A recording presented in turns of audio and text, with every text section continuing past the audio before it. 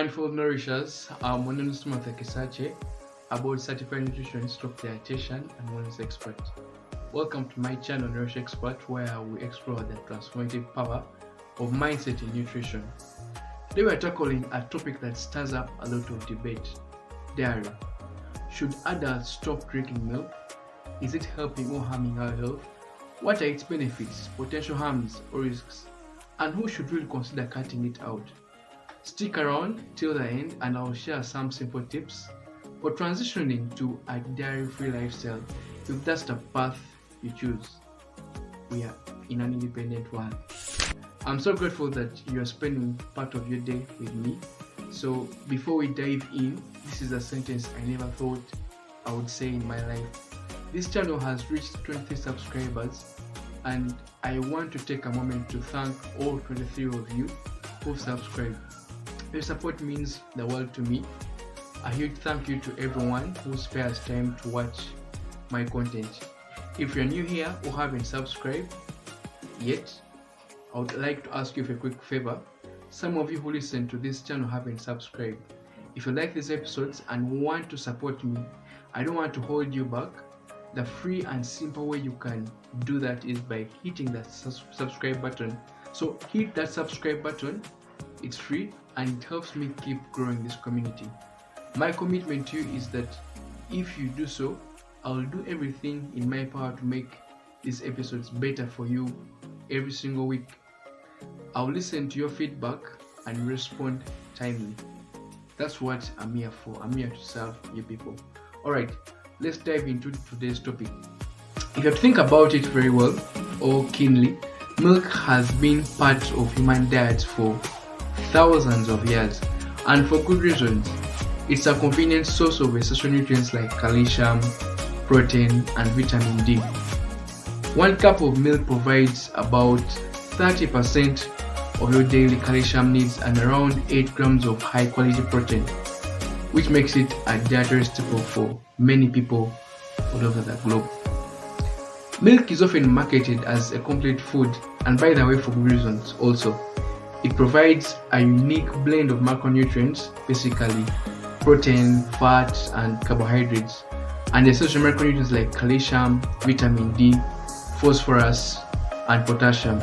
So, let's talk about calcium and bone health in more depth. For centuries, dairy has been associated with strong bones. Actually, if you're to read papers, research shows that calcium and vitamin D from milk and dairy products can help prevent osteoporosis. This is especially true for children, teens, and women who are in the postmenopausal phase. And these are people who are at higher risk of bone density loss. While dairy is an excellent source of calcium, some experts argue that the calcium from plant-based sources like kale or sukuma, broccoli, and fortified plant milks might just be as effective as that. Actually, a study in the American Journal of Clinical Nutrition found that bone health is more about overall diet and lifestyle than just calcium intake. So you just want to have these facts at your fingertips. Milk also contains 2 types of protein. I want us to get to know this. It contains casein, which digests slowly and provides a sustained release of amino acids.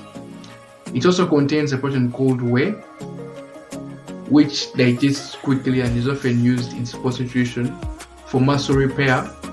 By the way, casein, in contrast to Whey, generally coagulates in the stomach, forming hard to digest curds that the human body struggles to deal with. But cows, for them, they have no problem with this. They have 4 stomachs, and these help them with this problem or this condition. Milk is also a favorite among athletes.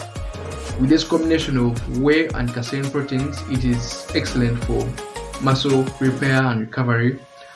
I guess you've heard of chocolate milk as a recovery drink. That's because it provides the perfect ratio of carbs and protein. In particular, whey and casein, we've already talked about this.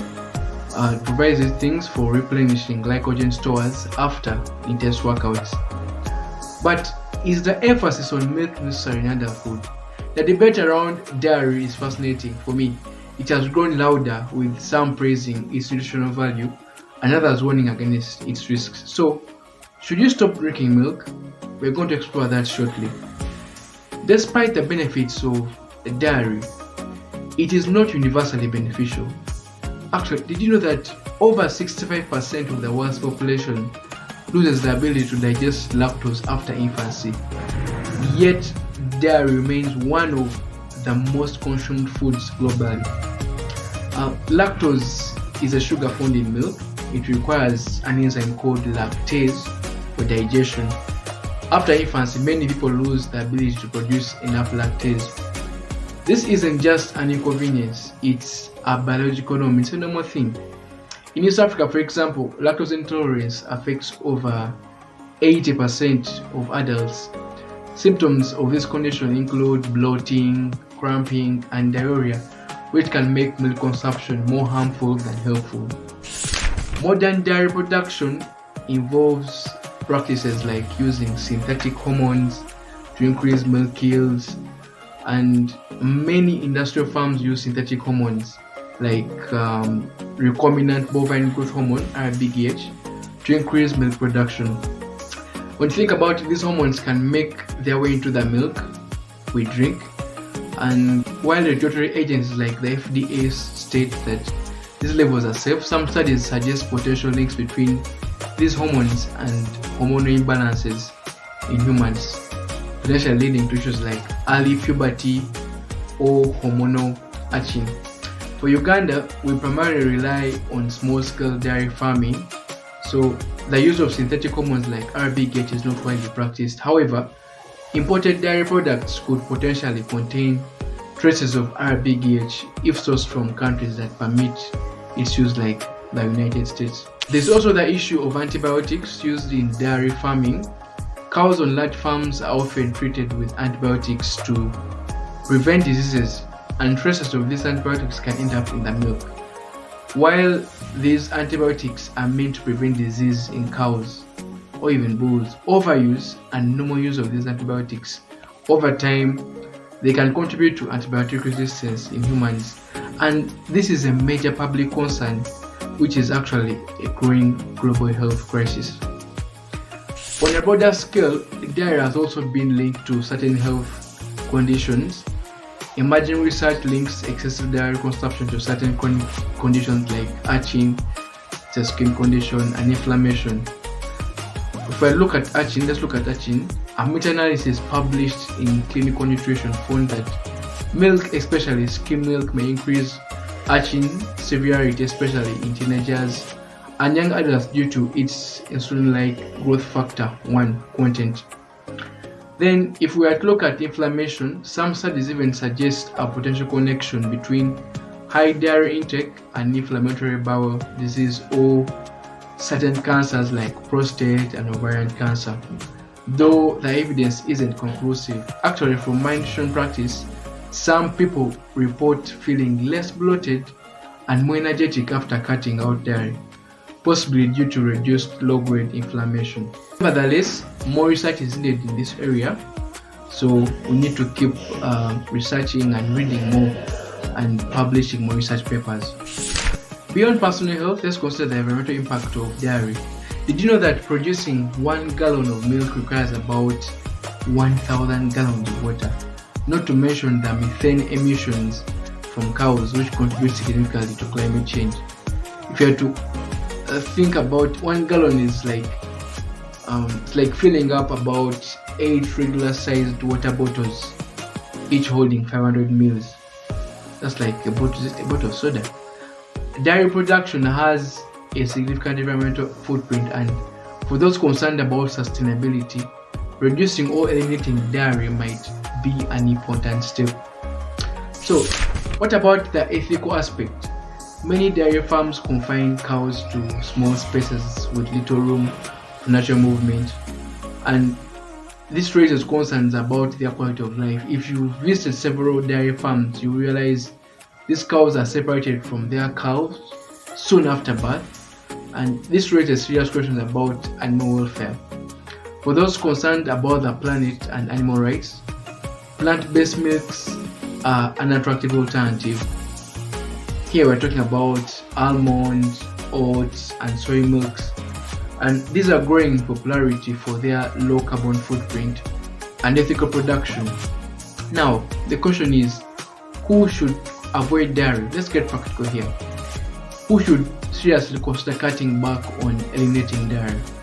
First, lactose intolerance individuals. You may not know that you're lactose intolerant, but here are symptoms that can show you that you're lactose intolerant. If you take milk and you feel bloated, you have diarrhea or gas, these are clear signs that you are lactose intolerant. Secondly, people with dairy allergies. Now this is different from lactose intolerance and can cause severe allergic reactions. Dairy allergies, unlike lactose intolerance, involve the immune system and can cause reactions like anaphylaxis. Now what's anaphylaxis? This is a severe and life-threatening allergic reaction that happens quickly and can cause difficulty in breathing, swelling, and sudden drop in blood pressure requiring immediate medical attention. Thirdly, those with hormonal balances should avoid dairy. Some conditions like polycystic ovary syndrome or PCOS might improve with reduced dairy intake. Some studies suggest that dairy's IGF-1 content could exacerbate hormonal imbalances. Additionally, those following vegan or plant-based diets, whether for health, ethical, or environmental reasons, naturally avoid dairy. So that one is a no-brainer, we all know that. Even if you don't fall into these categories, it is worth paying attention to how dairy affects you. You have to listen to your body. You could keep a food journal and note any digestive discomfort, skin issues, or fatigue after consuming dairy. The good news is that if you decide to go dairy-free, there are plenty of options. Thankfully, there is no shortage of dairy alternatives. Plant-based milks, many of which are fortified with calcium and vitamin D to match dairy's nutritional profile. Thankfully, there is no shortage of dairy alternatives. Plant-based milks, many of them are fortified with calcium and vitamin D to match dairy's nutritional profile. These include almond milk, which is low calorie and great for coffee or smoothies. Then we have oat milk, it's creamy and versatile, ideal for lattes or baking. We have soy milk, it's high in protein, making it a good replacement for cow's milk. For protein, since you're cutting out dairy, you of course be concerned about protein, but for protein, try legumes, tofu, or fortified plant-based yogurts. You can also get calcium from leafy greens, tofu, fortified cereals, and chia seeds. Actually, some of these plant-based foods have higher calcium levels per serving than milk. For example, chia seeds have about 631 milligrams of calcium per 100 grams of quantity, while milk has about 125 milligrams per 100 grams. So experiment with different recipes like almond or soy milk smoothies, cashew cream sauces, or coconut-based desserts to make the transition easier. Whatever works for you, there are so many alternatives. So switching to a dairy-free lifestyle doesn't have to happen overnight. Making the transition doesn't have to be overwhelming. Start small. Replace the milk in your coffee with almond milk or soy milk. Experiment with different brands and types to find out what works best for your taste buds and nutrition goals. Okay, now let's tackle some common questions about milk. The first question is raw milk healthier? Many people ask themselves, is raw milk healthier? Proponents of raw milk claim it's more nutritious, but it comes with risks like bacterial contamination.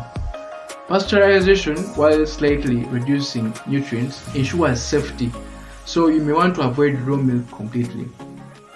The second question is, do we need milk for strong bones? I don't think it's not necessary. Cultures with low dairy consumption like many in East Asia often have lower rates of osteoporosis. The key is a balanced diet rich in calcium, vitamin D, and weight-bearing exercise. The second question is about goat milk versus cow milk. Which one is better for you? Yeah, wow, this is a really serious question. Both goat milk and cow milk are packed with nutrients, but they have some key differences that might affect how your body reacts to them.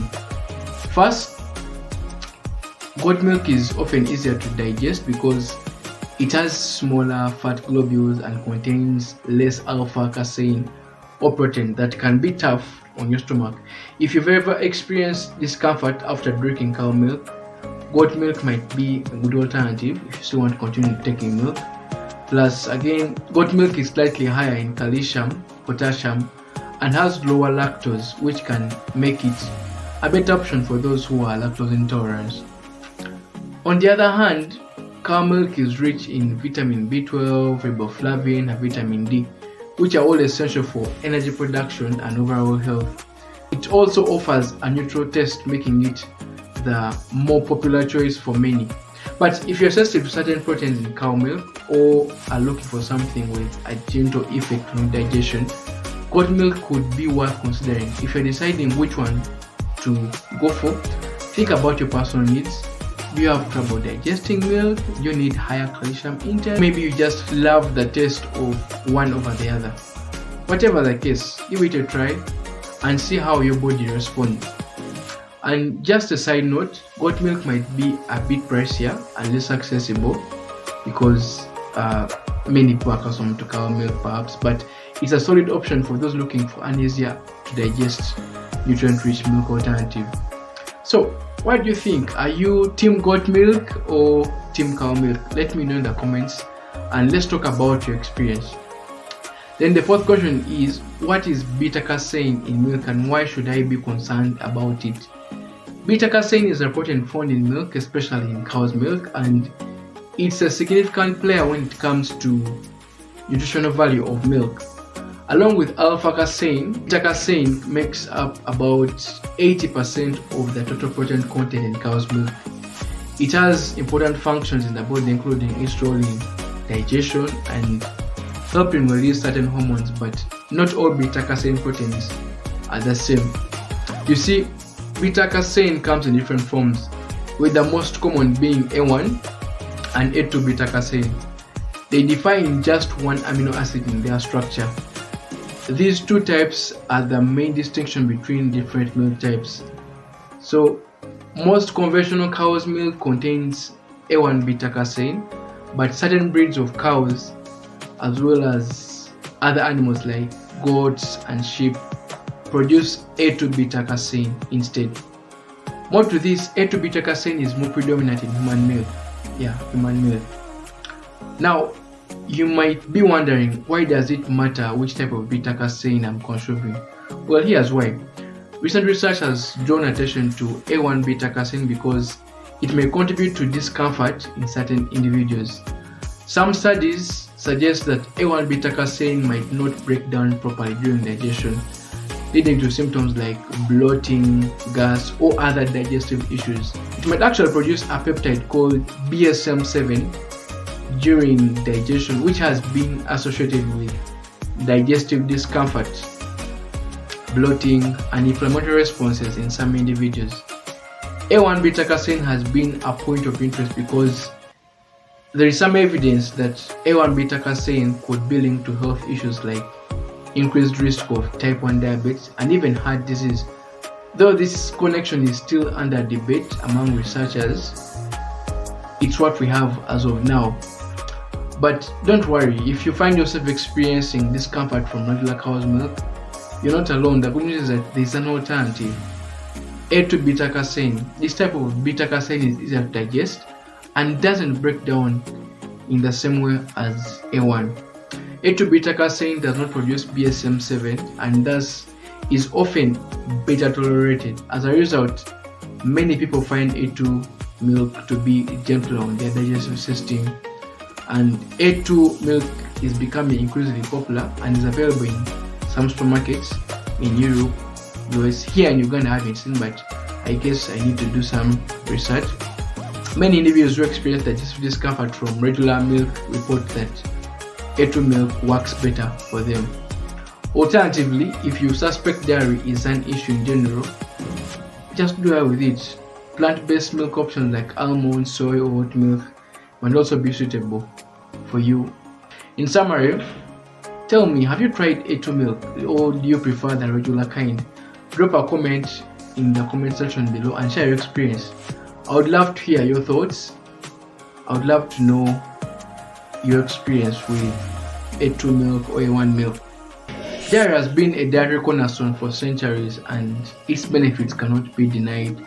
However, it's clear that it's not for everyone, but for all its benefits, the nutritional composition of cow's milk is best suited for needs of a growing young calf. Let's take a moment to think about this. It may be funny, but it's true. Milk is nature's way of nourishing a baby cow or baby calf and helping it grow into a full-sized cow within just 1 year. A calf typically gains hundreds of kilograms in that short time. Now, why does this happen? Cow's milk is specifically designed to meet the nutritional needs of a growing calf, packed with hormones, growth factors, and nutrients that promote rapid weight gain and development. But here's the catch. We are not calves. Our bodies have very different nutritional needs. Drinking cow's milk, which is engineered to rapidly fatten a baby cow, may contribute to excess calorie intake, weight gain, and even hormonal imbalances in humans. For adults in particular, the growth factors and high fat content in milk might not align with what our bodies actually need, especially if consumed in large amounts. So when you think about it, milk's primary purpose isn't to nourish human beings. We're not meant to be taking milk at all. It's a biological tool for cows to grow their young ones. Does it still make sense for us to consume it daily, especially when so many plant-based alternatives are available that provide similar nutrients without the same risks, or even more nutrients? We've already seen how chia seeds have more calcium than dairy. So just because milk is a whole and healthy food for young mammals, it doesn't mean it's necessary beyond infancy, or that milk intended for one animal will be beneficial for all other animals.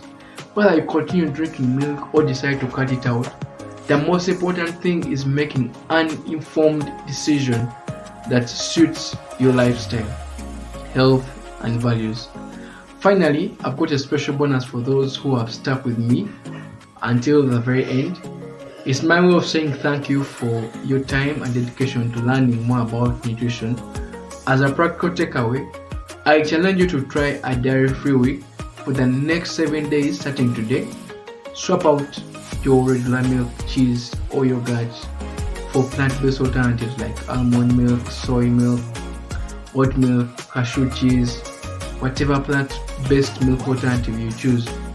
Take note of how you feel. Do you notice changes in your energy, digestion, or even your skin? Sometimes a small experiment like this can give you valuable insights about what works best for your body.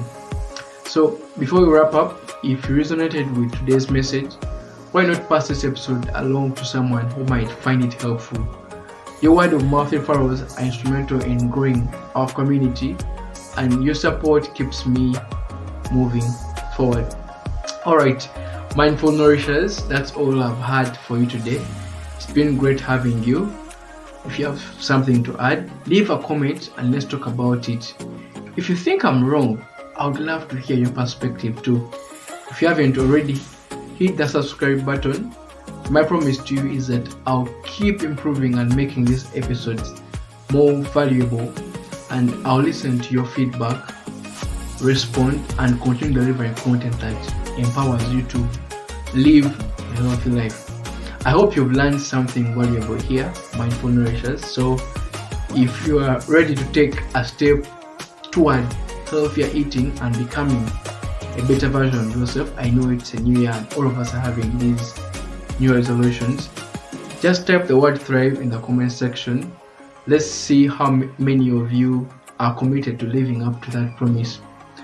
So consider this as a challenge to you. Let's thrive together.